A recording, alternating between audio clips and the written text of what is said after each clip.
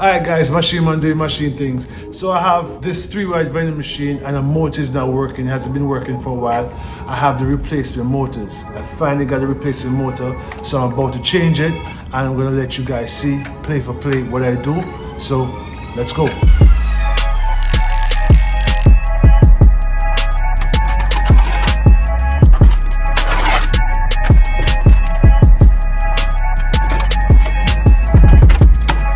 Alright, so this is the old motor, but replace it with the new motor.